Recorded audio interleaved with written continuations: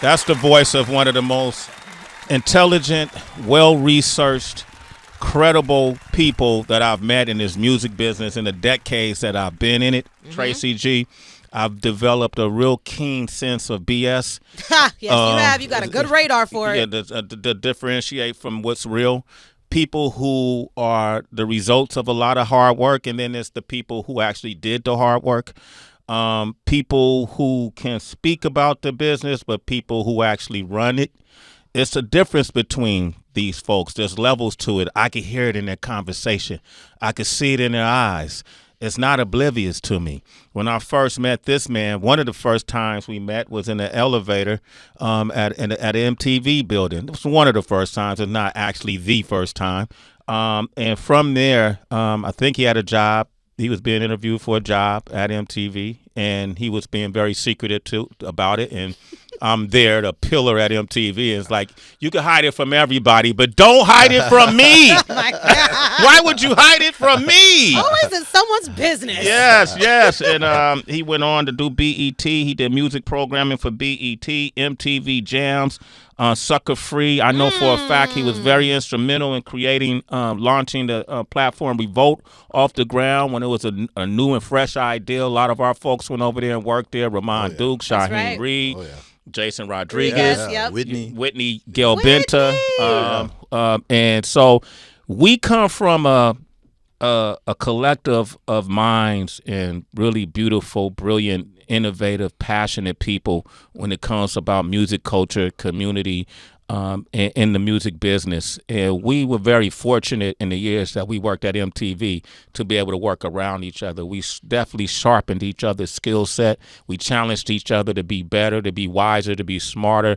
We debated on shows called Hottest MCs. We came up with programming to honor and put highlight on artists who didn't necessarily have the backing.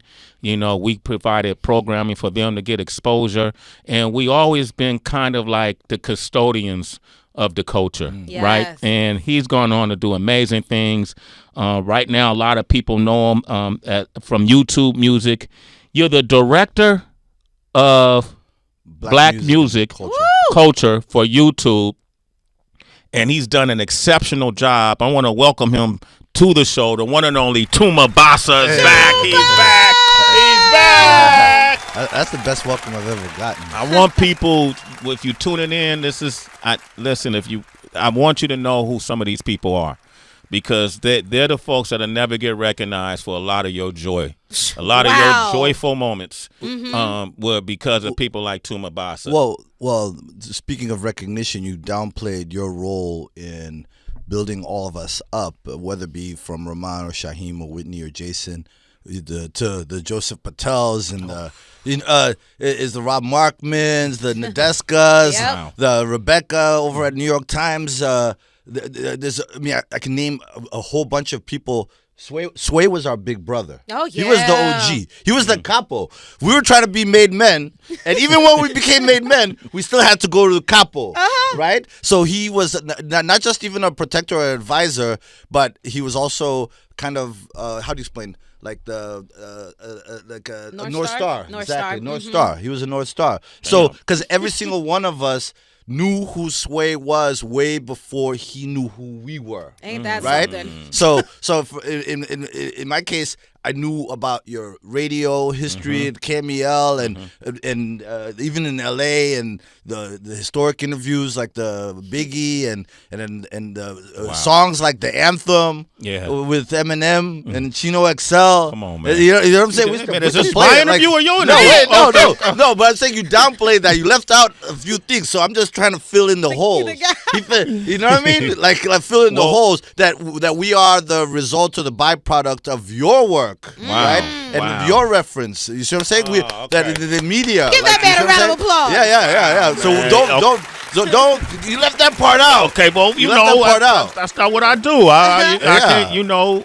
Wow, I haven't looked at it like that. All these names you name, man, how amazing is everyone that you name, bro? Joseph has an Oscar. Joseph got an Oscar. Him and Dave Ceronic, right? Yeah. Or he got an Oscar too? Yeah. Well, I think he worked on that project. Oh, no, he did. Yeah. I didn't know that. I keep up with Joseph. I don't keep up with Ceronic. I didn't know that. Joseph Patel was working at MTV News when we first started doing My Block, My Block series. My Blocks, that's right. We did Houston, and that was Joseph's brainchild. The Bay. Yeah, that's right. Didn't they get robbed in Chicago or something? Yeah, we got robbed in Chicago, man. Yeah. For the cameras. Some details we can leave out. Yeah. Joseph, me and Joseph. Yeah, we were there. Shaheem. Yeah, we were all there. Team Shaheem. You wanted to bring that up? That was impulse. That was impulse. I'm sorry. That was impulse. I will say Tuma does a great job of keeping me informed, right? So Tuma texts me whenever some moment happens in pop culture that I'm a part of somehow, unbeknownst to me. Tuma's like, Jimmy Fallon just mentioned you on the show, right? Or you know this just happened, man, right?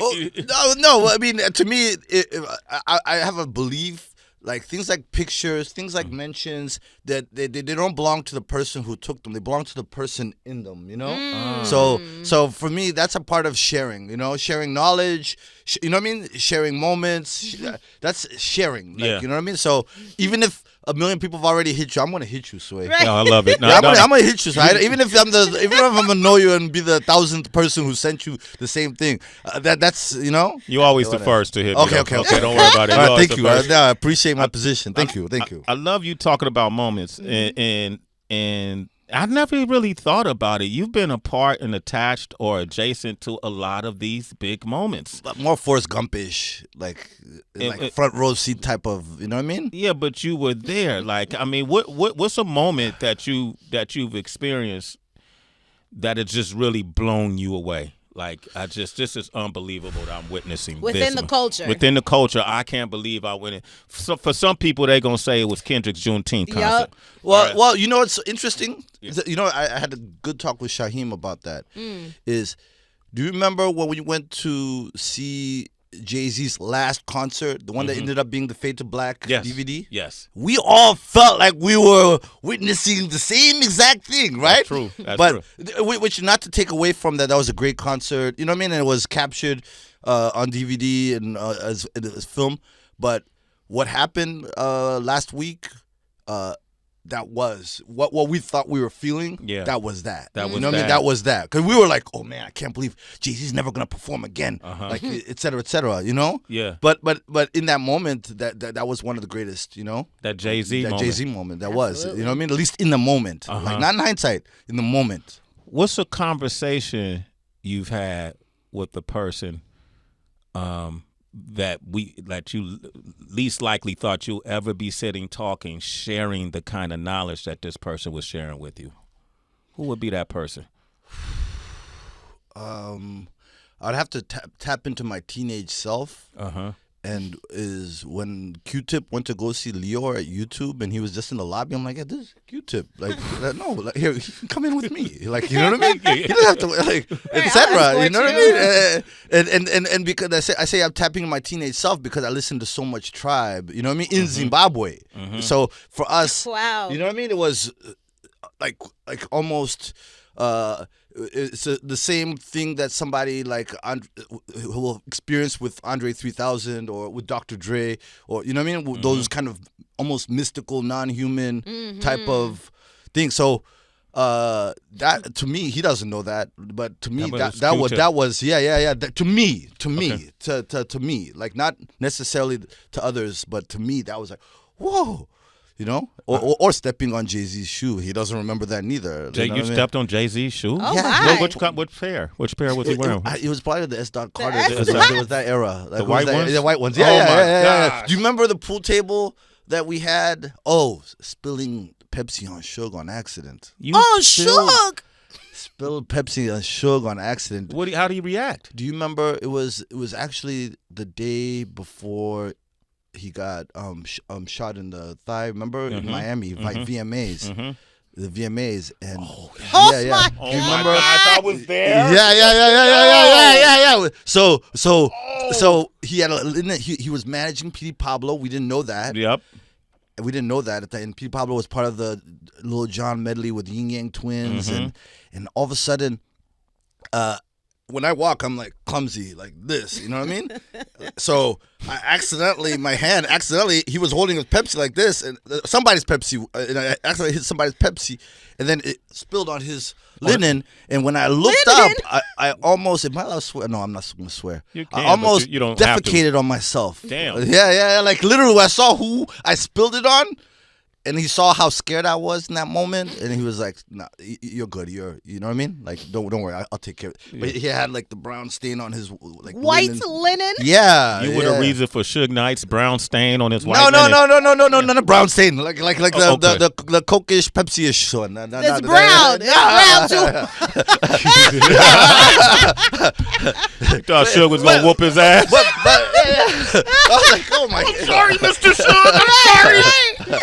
Yeah, but the thing is this. But the thing is this.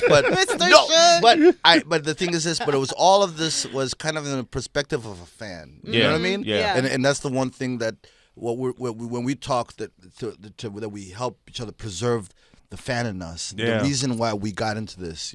That's what we've done. Yeah, we will sit like you and Shaheem. Shaheem told me y'all talked about Drake and Kendrick. Right? Yeah. In the broader perspective, not the details or picking sides. Yeah, but so what is that broader? But from your position as someone who's a higher up at YouTube, who monitors trends, algorithms, metrics, analytics, so on and so forth. What is the broader? What happened here? I think that was a stimulus. Okay. You know what I mean? I don't know if that's the right word, but I think things were starting to kind of flatline a little bit. You know what I mean? Starting to. And then that brought multiple generations, not just their attention. I think the excitement. I think the use of technology was very interesting. You know what I mean? Because I described it as the rumble in the jungle. Okay. You know what I mean? Okay. So I was like, Ali and that was Ali and Foreman. And then Ali Frazier was like the greatest Thriller night Manila. of... No. What was it Thriller? But there was one before Madison Square Garden was supposed to be the greatest night, greatest fight ever or whatever. And everyone came out with the furs and all that stuff. So I think Jay-Z and Nas was like that. This one was... We'd never seen it. We would go to sleep and wake up. Bruh. Yeah. You know They what I were mean? my breakfast, lunch, and dinner. Yeah. I remember driving on I-95 for 2 hours and putting my phone down for 2 hours to be focused and arriving in Washington, D.C. and then every group chat was like popping and I was late. And I was like, whoa. I was just... It took 2 hours, bro. I was just It was amazing, though. From Philly to New York and D.C., and I was like, just 2 hours. Yeah. That was amazing. Yeah. Like What a as time. a fan? Yeah. Woo. Oh my They God. overfed us, bruh. Yo, and we lived we lived so many others. So I mean, KRS, MC Cannabis, Shan, LL, you know what I mean? LL. Yeah, we lived incredible. Like, so what happens is that I don't want to call that immediate gratification, or the instant gratification. I don't want to call it that. I think is that anything could happen at any moment from any platform, or you know what I mean? Yeah. Using any technological tool and from any direction. That was like World War I, when all of a sudden war used to be on the ground in the sea, and now you have to look up. Right. You gotta look up. Yeah. All of a sudden, it was the first one with the planes, and you have to look up. That's how it felt. Like, that's how it felt. You know, and you're like, whoa, what's going on here? Was there a winner? That's not for me to say because I'll tell you what. No. This is very real. Is no. I've known him for years. I know. No. You know.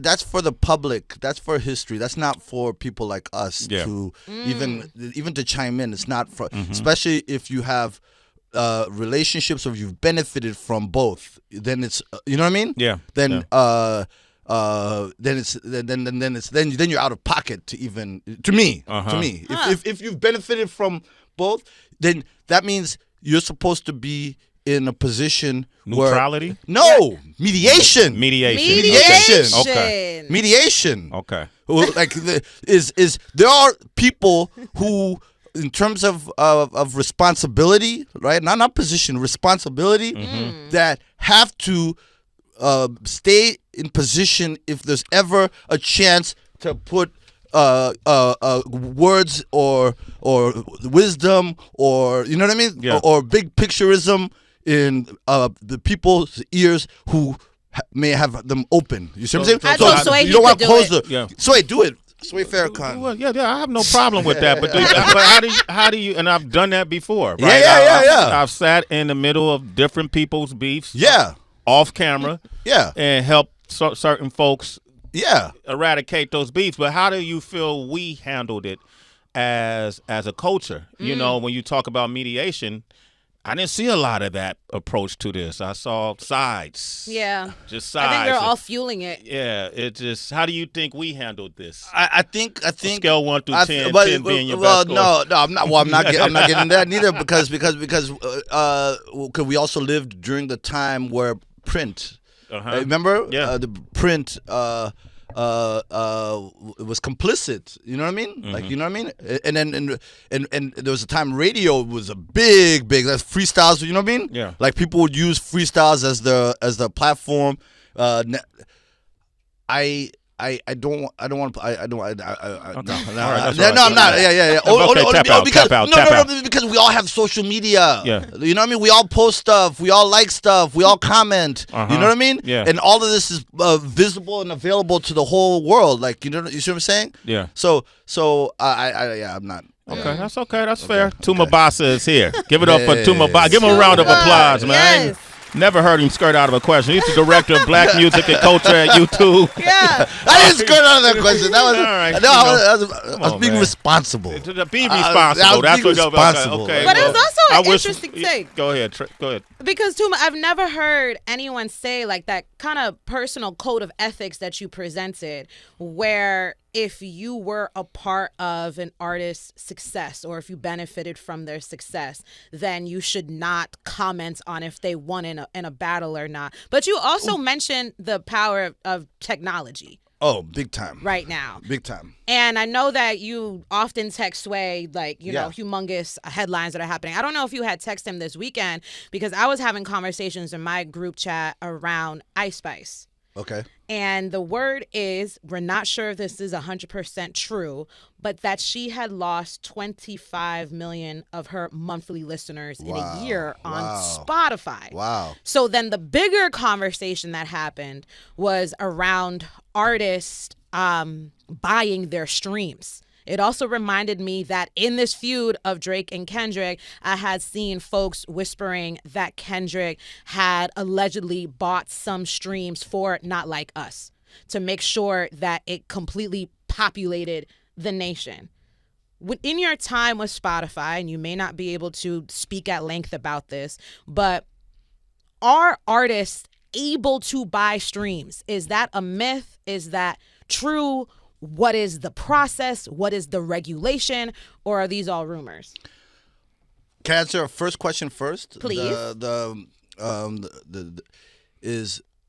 first question is more is if I'm able to hit Sway directly, right, about something, if it's a sensitive topic or important, I'm going to hit Sway direct. We've seen people talk about, hey, why did you go on social media? And you know what I mean? Right, talk about right, an issue, right, right? right. Now we're talking about our culture adjusting to these new tools, right? And the etiquette or the code of conduct or ethics or whatever, right? So even in terms of commentary, I think it's fair to be public if you have that direct relationship and you've expressed it privately. So there's nothing I'm saying that I haven't said to you. Yeah. You know what Okay. I'm saying? Okay. Yeah. So that's more about transparency. That's more about being you see what I'm saying? Real. Integrity, too. Yeah, exactly. Yeah. So okay. So there's that. So I'm not. So that wasn't what I was saying. Wasn't saying, hey, nobody should comment or like or no. Of course not. Like people's jobs in media is cultural observation. You know what I mean? It's reporting. You see what I'm saying?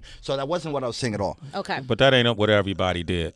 Yeah, but if you have the ability to, if you have the ability to, in the ideal world, that's their job. So Okay, so second part about the buying streams. Yeah, I mean you can go and search that but all these companies have fraud detection, whether it be departments or you know what I mean. Yes. They have abilities. So you have to remember these are tech companies. so they know what's. So there will be a correction. There will be. They're not gonna go pay money. You know what I mean? For something fake, right? So that's as far as I could probably say. You know what I mean? So when we hear these allegations of someone buying streams, they're not going to, I don't know, the sales department of Spotify. No. Those with anything, there's always going to be bad actors. You see what I'm saying? Okay. Yeah, but what happens is these companies are full of very smart people. You know what I'm saying? Yeah. Like incredibly smart. When you're sitting in some of these meetings, you're like, whoa, like right. And I'm taking notes, you know what I mean? So I can search afterwards. What does that mean? You know what I'm saying? Right? So what happens is you're not going to get over on you know what I mean? On the platforms, you're not going to get over on the public. You're not going to get over. So even the validity of some of the claims that came up, you have to question. You know what I mean? Yeah, just like anything else, you have to go and like, hey, does this really make sense? Because if what's happening in outside, as the kids say, you know what I mean? It's not reflecting what's happening. You're gonna know. Back in the day, we used to have turntable hits. Yep. You know what I mean? Songs that just got spins. But when you went outside, you didn't hear. Yeah. You're like, nah, this is It's like, not- they're not this. playing Yeah. And you know what I mean? And you're like, this is a turntable hit. This isn't. You know what I mean? So for a person's personal verification, does the outside match with, you know what I mean? Your laptop. Like, you see what I'm saying? Like, yeah, sorry. No, I like your energy. Me too. Yeah. Your laptop. I never heard laptop twice. Right. Sorry. Never heard it presented like No, that. but I'm just saying that of course there's going to be bad actors, but you know what I mean? There's also a ways for a person, not even just the platform, to verify whether they think that's true or not. So it's likely propaganda.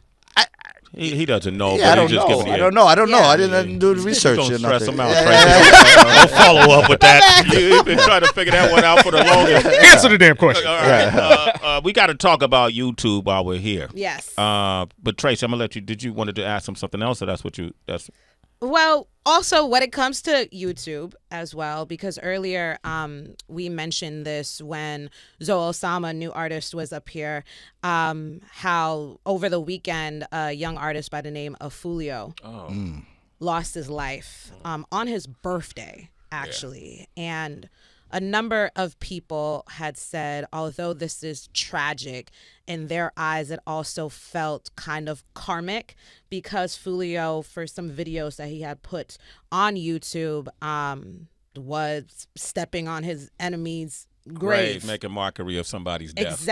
Exactly. And it just brought into the conversation, obviously, you know, when it comes to art that is subjective, there can be no ceilings, but then there's also regulation perhaps when it comes to a platform if something is promoting violence. And I'm interested in, for you personally, for music videos that you may feel like do not highlight the culture in the best way, but end up going viral. How does that sit with you personally? Are these conversations that are had in YouTube as well? So first thing, about on June 18th, so that's last Tuesday, YouTube's new policy about the depiction of guns on YouTube kicked in. Okay. So the stricter, it's much more prohibitive. And also it's very protective of YouTube's younger audience, right? So you can go Google that, YouTube's policy on guns. Even YouTube's a big platform where people learn how to do stuff. So even instructional stuff, you know what I mean, is impacted by this. And so so YouTube's been taking a lot of great steps in the right direction, right? In terms of bad actors. Oh, there you go. Yeah, there you go. There's the headline right there. For those who are listening, we pulled up the headline on the monitor. Yeah. This is live radio. No, but that's verification. That's verification. YouTube is implementing stricter rules around gun videos. Yes, all right, 100%. All right. And then all right, I'm gonna because I'm talking this way. Who's and you too, Tracy. So but experienced many generations of we had standards and practices departments. Yeah. You know what I'm saying? MTV. Yeah, with MTV, like you couldn't even swear. Yeah. You couldn't even, you know what I mean? Like we to get a music video ready for air. It was, we're in a different era, right? We're in a different era where that gatekeeping, you know what I mean, doesn't exist, right? So these type of policies and you know what I mean, and guardrails are very important, and so from a personal, I'm just glad that I'm working at a place that's taking this seriously. And by the way, yeah. He censored himself. I didn't censor. YouTube is I really didn't censor. that shit is really working. He censored himself. I didn't censor. No. Well, no. Okay. All right. Do you want me to be real for a second? Wait. No. I was hoping you was real the whole time. No, I was real. I was very real. No. But I wanted to say something personal, and I edited myself in this. I'll tell you what I was gonna say. Okay. Is the worst part when something like that happens? The worst part is where we have to go into overtime when someone passes away from, let's say when Nipsey or PNB Rock, is there are people who are uploading the tragedy. Yeah, the tragedy. Yeah. Yes. There are people who are videotaping, uploading, and we have to go into overtime with trust and safety to be like, oh, here's a link, here's another link, here's another link, here's another link. You see what I'm saying? So those type of realities suck. Those suck. So we're talking about bad actors. There's also bad actors who are clout chasing too. You see what I'm saying? Yeah. And so there's a lot of new realities, and addressing them step by step is important. And so that's what I was gonna say. I appreciate that. Tuma Basa is here, man. He's the director of Black Music and Culture over at YouTube, but more importantly, he's my brother. Of course. All right. We've always had these kind of discussions. They actually get a lot hotter, but you know, I want to ask you before we go. You're promoting the second Leaders and Legends Gala that's taking place this Thursday in Los Angeles. What is this? So it's a private event, but I'm more interested in speaking about the vision, the mission, and the purpose.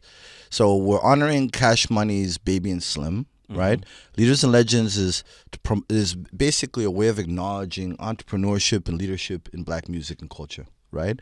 We have Hall of Fames that honor songwriters and artists, and you know what I mean, and you have a Heisman's, etc. But what's there for the entrepreneur? You know, Lior talks about how hard it is to be an entrepreneur and how people underestimate, right? Yeah. So how about the people who've taken, you know what I mean, certain risks and investments, and you know what I mean, and achieve longevity? How do we formally acknowledge, you know what I mean, that? So we did it before. LaFace, when it was the 30th anniversary of LaFace coming to Atlanta, and basically the beginning of Atlanta becoming this mecca of Black music, and we're doing it again now. That was 4 years ago. They're doing it again now, acknowledging Cash Money and the success as a hip hop pure play. You know what I'm saying? Yeah. It's time we these founders, these entrepreneurs, these businesses, because remember, these are businesses. Even though in our culture we wear our brands on our chain, you know what I mean? It's deeper. You see what I'm saying? I'll wear a TDE chain or Rockefeller chain or G Unit spinning, whatever. You see what I'm saying? Is that there's a certain you grind. might want to say you'll wear an OVO chain too. I'll wear OVO chain. Okay, I'll wear all of them. Yeah, I'll wear all of them. I know you want to be in the middle. No. But you know the reality. Have you ever seen me with a chain on? Never. Never. Okay. I've never worn a chain. Okay. Yeah. Never. Even earrings. You've never seen. Yeah. You too. Yeah, you too. Yeah. So, but the thing is this: is the reality is that these ecosystems, what we know, you know what I mean? Even what we know and what we see, especially at the grassroots level, you know what I mean? And how hard it is to come out the mud. You know what I mean? Yeah, absolutely. That's uphill. That's uphill. That's like running a marathon in Mexico City versus running a marathon in Iowa City. You see what I'm saying? Is the altitude is different. Altitude, yeah. So when you're coming out from the streets, you see what I'm saying? Like, you need more recognition for what you achieved because of the journey itself. The incline. You know, it's a steeper slope. We don't know how many deals went bad, how many projects didn't make money, how many people they had to fire, how many loans had to get paid back. All this to be cash money for the past 26 or 30 years. 30 years now. 30 years now. And to survive and still be here. Yeah, that deserves recognition and development. Like they're developing artists. You know, they're signing. Come on, Nicki, Wayne, Absolutely. everything that came. BG, Juvie, Manny Fresh, Big Timers, Drake. Tiger. I mean, so many great artists, and also it's great songs too. You know what I mean? Like Lifestyle, and you know what I mean. There's so many. So it's up to us to formally acknowledge. Yeah. You know what I mean? Formally acknowledge, and also give the next generations something to aspire to. You know, like that. Leaders and Legends Gala. This is going to be people will be able to watch it on YouTube. Wow. No. Who fumbled that? No, you'll see. Watch the recap on YouTube. Watch the recap. It's a private event. It's a private event. It's a private event. Okay, one of the invite only.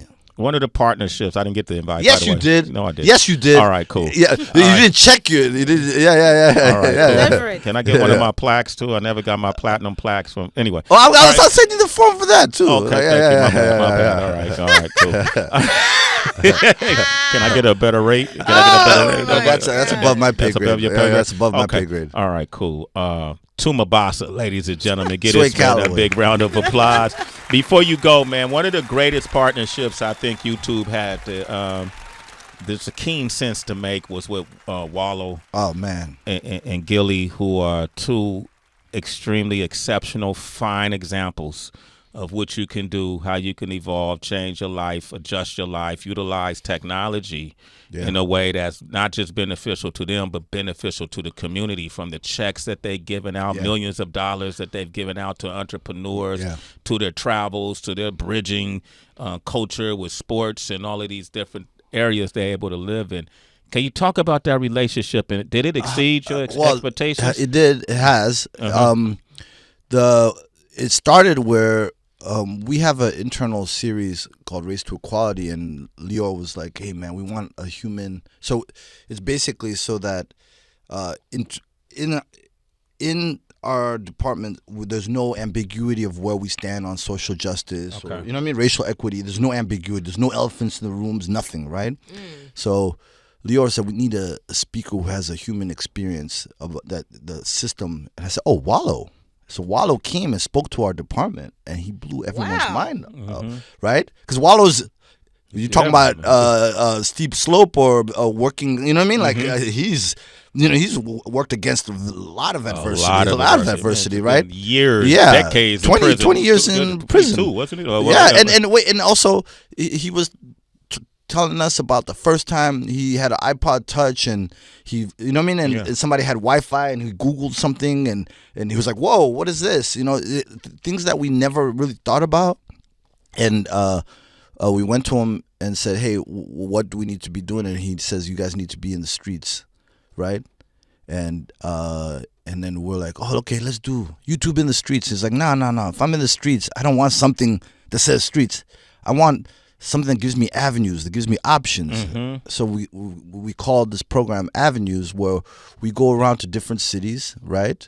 And YouTube Avenues, and we go around to different cities, and we don't promote YouTube. We promote how to benefit from YouTube. Is understanding monetization, understanding release strategy, understanding the different features and products on YouTube and what benefits you the most, and also having.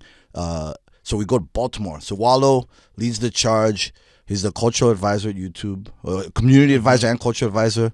In Baltimore, Detroit. We've been to the Bay, Miami. The Bay. The Bay was incredible. Gazi spoke at the Bay. That was Salute to Gazi. That was something, man. Founder of Empire. That was a different kind of energy, man. My gosh. And then in Miami we did Avenues and Avenidas. Okay. There you go. You got Avenues, Avenidas. So you know what I mean. So we did both. Miami, that was really special. Atlanta, Houston, Detroit. Detroit was something. Fire. Yeah, no. So, but we actually show up. Yeah. We actually share this knowledge. We actually tap into people who are connected and know who needs to be in the room. Mm-hmm. We have the DJs from that city's perspective, providing a soundtrack, whether it be Mr. Rogers in Houston or DJ BJ in Detroit or DJ Flow in Baltimore. You know what I mean? It's that type of energy, and every city has been so welcoming. It's incredible. And the shout out to Wallow, and the shout out to the team, everyone on the Brittany, Rachie, Mahled, Chelsea, Adam. You know what I mean? There's Deb. This is you know what I mean? Desiree. Everyone. You know. Everybody's Bella. participating. Everyone. You know. Oh, it's a great concept. Salute to Wallow and Gilly. Love those dudes. Salute to you, Tuma Basa. This is part one. Hey, we got to do more. We got to do more, right? Yes, let's do it. Yeah, you got to do more.